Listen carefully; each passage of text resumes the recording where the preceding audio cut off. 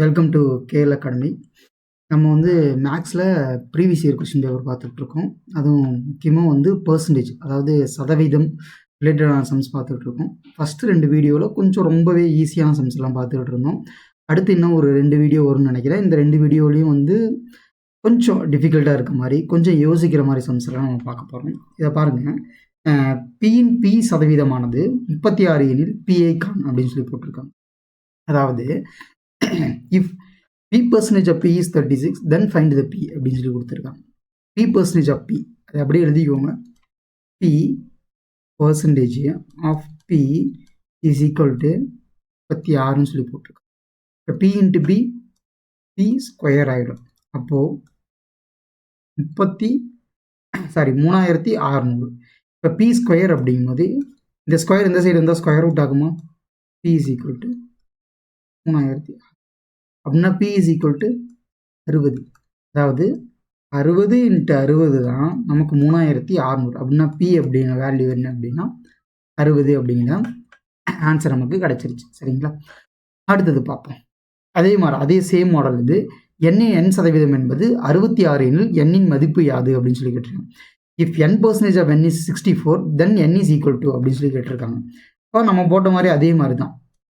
n/100 × n is equal to 64 அப்படின்னா n square is equal to 6400 அப்படின்னா என்னவா இருக்கும்? 80 இருக்கும்.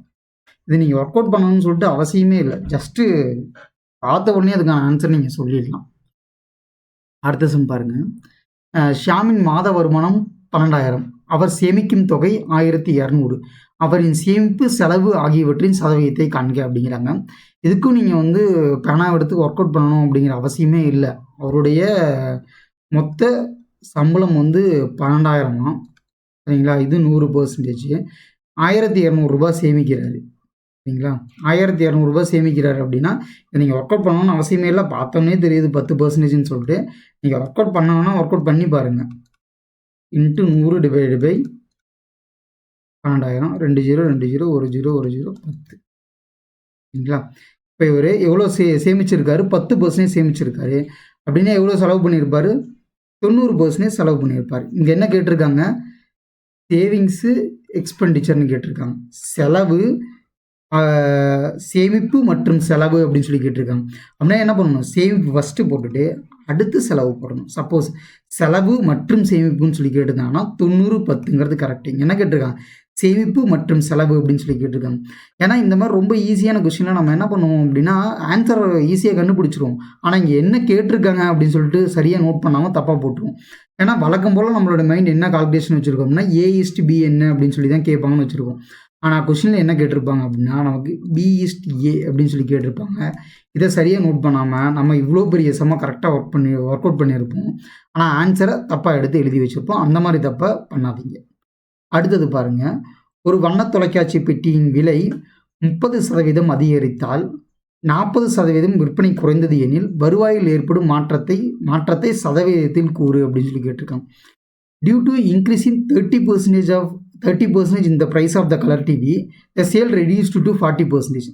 Then what will be the percentage change in income அப்படின்னு சொல்லி கேட்டிருக்காங்க.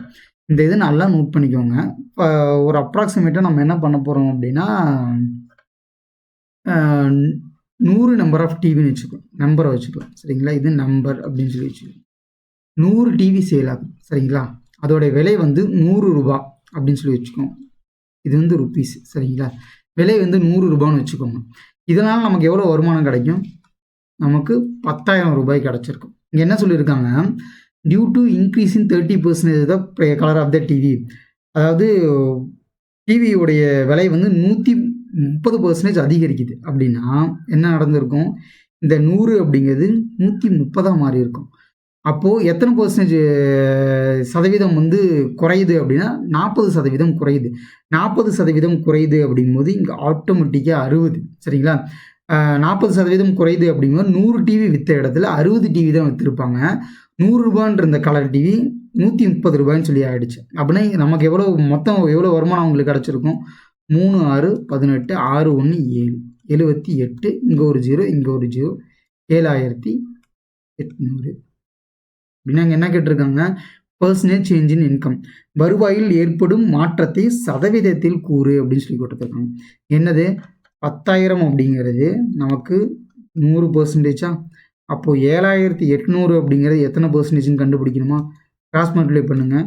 7,800 இன்ட்டு 100 டிவைடு பை 10,000. 2 0 2 0 போச்சு, 2 0 2 0 போச்சு. அப்போ எவ்வளோ கிடச்சிருக்கு நமக்கு, இது 78%ன்னு கிடச்சிருக்கு. வருவாயில் ஏற்படும் மாற்றத்தை சதவீதத்தில் கூறு அப்படின்னு சொல்லிடுறேன். வருவாயில் ஏற்படும் மாற்றம் அப்படின்னா இது 78% அப்படின்னா எவ்வளோ சேஞ்ச் ஆகிருக்கு, 22% குறைஞ்சிருக்கு.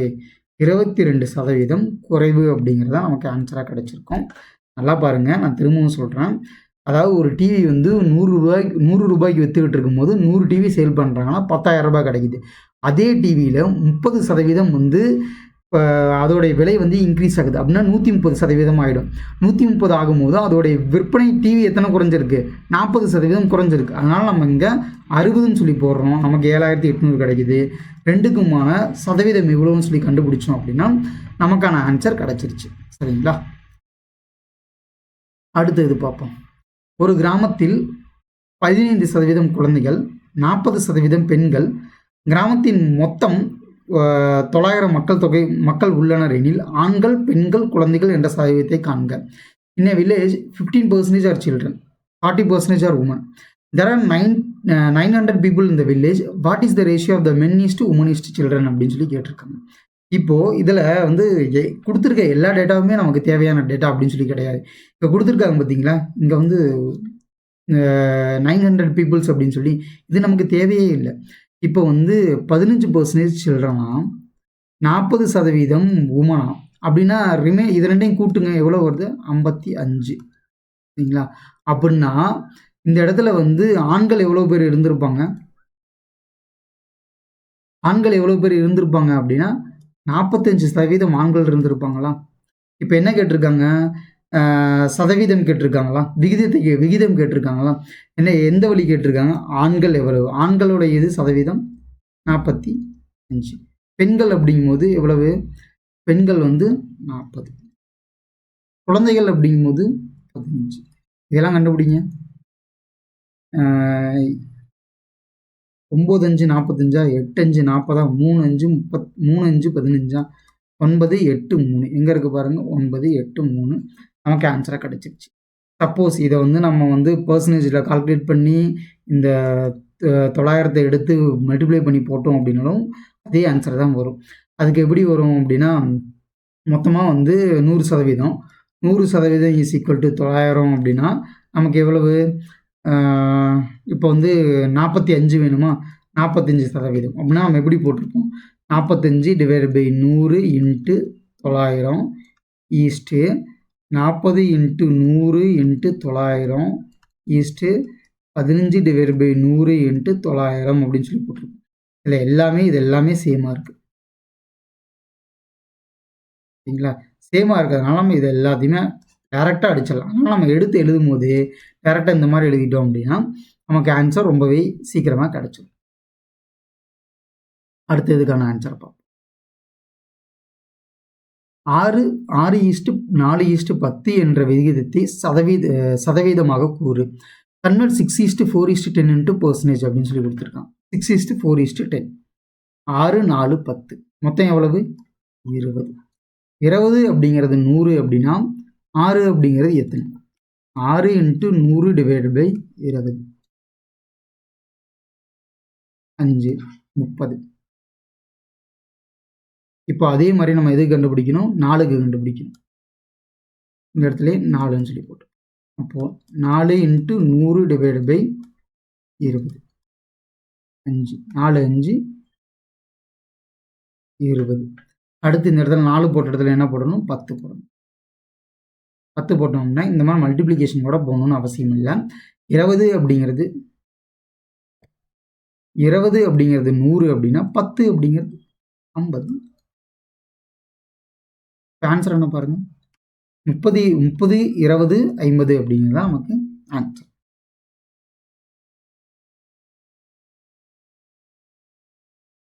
அடுத்து பாருங்க, ஒரு வீட்டின் விலை 15 லட்சம் ரூபாயிலிருந்து 12 லட்சம் ரூபாயாக குறைந்தது எனில் இந்த சதவீதத்தை காண்க. இந்த மாதிரி சம்மு நம்ம நிறைய சம்மு பார்த்துருக்கோம். இது நான் வந்து ஒர்க் அவுட் பண்ணணும்னு அவசியம் இல்லை, நீங்களே போட்டுடலாம். அதாவது 15 அப்படிங்கிறது 100 அப்படின்னா எவ்வளவு சதவீதம் குறைஞ்சிருக்கு அப்படின்னு சொல்லி கேட்டிருக்காங்க. எவ்வளவு சதவீதம் குறைஞ்சிருக்கும் போது நீங்கள் இங்கே 12ன்னு எடுத்துக்கலாம், அல்லது இங்கே 3ன்னு எடுத்துக்கலாம். சப்போஸ் 12ன்னு சொல்லி போட்டீங்க அப்படின்னா நமக்கு என்ன கிடைக்கும்? 3 5 15 3 4 12 80ன்னு சொல்லி கிடைக்கும். அப்படின்னா எவ்வளோ சதவீதம் டிஃப்ரென்ஸு? 20% நமக்கு டிஃப்ரென்ஸு. இந்த சம் நான் உங்களுக்கு போட்டு காட்டணும்னு அவசியமே கிடையாது. இந்த மாதிரி சம்மு நம்ம நிறைய ஒர்க் அவுட் பண்ணி பார்த்துருக்கோம். இந்த சம்மு பாருங்கள். ஒரு எண்ணை 12% கூட்டும் பொழுது 224 கிடைத்தால் அந்த எண்ணை காண்க. A number when increased by 12% gives 224. What is the number அப்படின்னு சொல்லி கேட்டிருக்காங்க. இது எப்படி எழுதுவோம் அப்படின்னா 12% இன்க்ரீஸ் ஆகுது. So 112 divide by 100 into is equal to 224.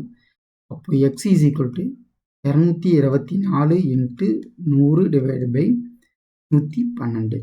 இதையும் அடித்தோம்னா 2 டைமா. இப்போ எக்ஸ் என்னது? எக்ஸு 200 அப்படிங்கிறது கிடச்சிருக்கு. 200 நமக்கு ஆன்சராக போய் சரிங்களா? ரொம்பவே ஈஸி தான். ஆனால் கொஞ்சம் யோசித்து இங்கே வந்து நம்ம 12 போடணுமா 112 போடணுமா அப்படின்னு மட்டும் சரியாக எடுத்து போட்டிங்க அப்படின்னா இதுக்கான ஆன்சர் நமக்கு ஈஸியாக கிடச்சிடும். அடுத்தது பாருங்கள். In a compound interest, the sum 20,000 will turn the amount into 26,620 at 10% rate of interest per annum. Then the number of years.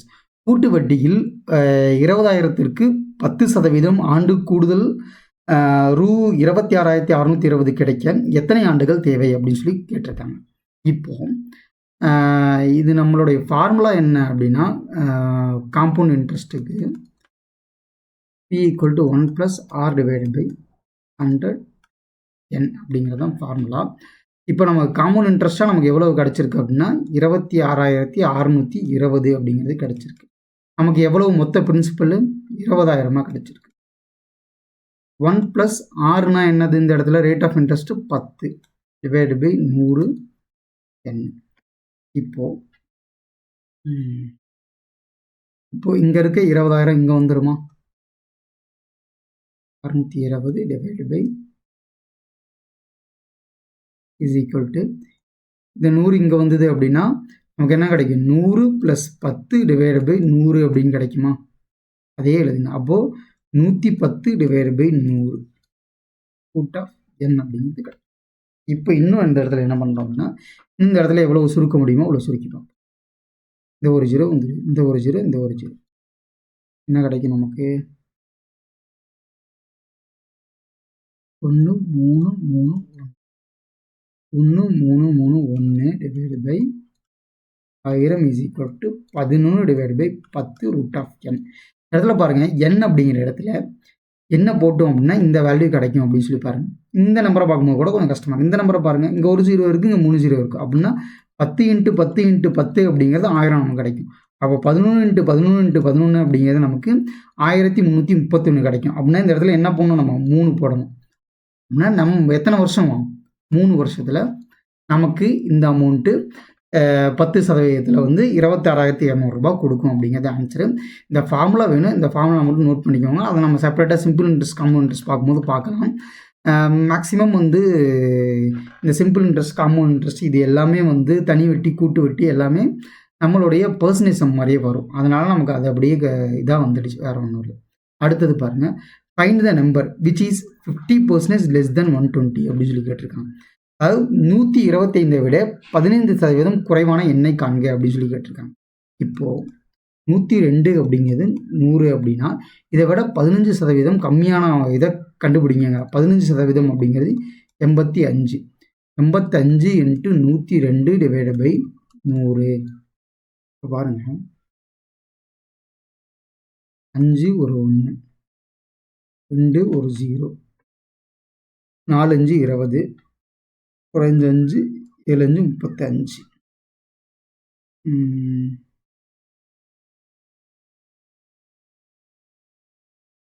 35 85 sorry இந்த இடத்துல தப்பாக போட்டிருக்கேன். 120 போடும். 102 சொல்லி போட்டிருக்கேன். இதை அழிச்சிருங்க. 120 அப்படிங்கிறது 100 அப்படின்னா 85 அப்படிங்கிறது என்ன அப்படின்னு சொல்லி கண்டுபிடிக்கும். 85 × 120 டிவைட் பை 100. இதுவும் கேன்சல். இங்கே 6, இங்கே ஒரு 5. 5னா 1, 7 5 35. 17 × 6, 6 6 34, 7 42, 6 ஒரு 10, 102 நமக்கு ஆன்சராக கிடைச்சி. சரிங்களா? அடுத்தது பார்ப்போம். இந்த சமம் பாருங்க. 40ன் 15% ஒரு எண்ணின் 25% விட 2 அதிகமாக உள்ளது எனில் அந்த எண்ணை காண்க அப்படின்னு சொல்லி கொடுத்துருக்காங்க. If 50% of 40 is greater than 25% of a number by 2, then find the number அப்படிங்கிறாங்க. அதாவது 40ன் 15% ஒரு எண்ணின் 25% விட 2 அதிகமாக உள்ளது அப்படிங்கிறாங்க. இது எப்படி எழுதலாம்னு பாருங்களேன். அதாவது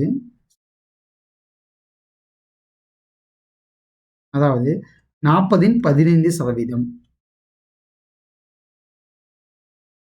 40ன் 15%மா 25% ஒரு எண்ணுன்னு சொல்லிட்டாங்க. இது என்னன்னு சொல்ல ஒரு எண்ணின் 25% விட 2 அதிகமாக உள்ளது அப்படின்னு சொல்லி கொடுத்துருக்காங்க. அப்படின்னா ஒரு எண் அப்படிங்கிறது நமக்கு என்னன்னு தெரியாது. Is equal to 2. இப்போ இதை வந்து சிம்பிளிஃபை பண்ணணும். 15 × 40 - 25 x இஸ் ஈக்குவல் டு 200 அப்படின்னு சொல்லி கிடைக்கும். சரிங்களா? இங்கே ஏன் வந்து 200ன்னு சொல்லி எடுத்துக்கிறோம்னா இந்த 100ங்கிறது காமனாக இருக்குது.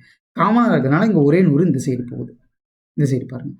15 × 4, 4 5 20, 4 6. So 600 - 25 x is equal to 200. இப்போது 600 இந்த சைடு இருக்குது, இந்த சைடு ப்ளஸ்ஸாக இருக்குது, இங்கே வந்து நான் minus -200 is equal to 25x. 400 divide by 25 is equal to x. 5 5 25, 8 5 40, 8 5 40, ஒரு 0 80. என்ன சுருக்கணும் அப்படின்னா 5 5 6 5 30. அப்படின்னா x இஸ் ஈக்குவல் டு 16 அப்படிங்கிற ஆன்சர் நமக்கு கிடைச்சி. x equal to 16. இந்த சம் கொஞ்சம் புரியல அப்படின்னா திரும்ப இன்னொரு டைம் போட்டு பாருங்கள். இன்னும் கொஞ்சம் சில முக்கியமான சம்ஸ் இருக்குது. அதை மட்டும் நம்ம அடுத்த வீடியோவில் பார்த்தோம் அப்படின்னா நமக்கு வந்து மொத்த பெர்சன்டேஜுக்கான சம் எல்லாமே முடிஞ்சிடும். சரிங்களா? Thank you for your time.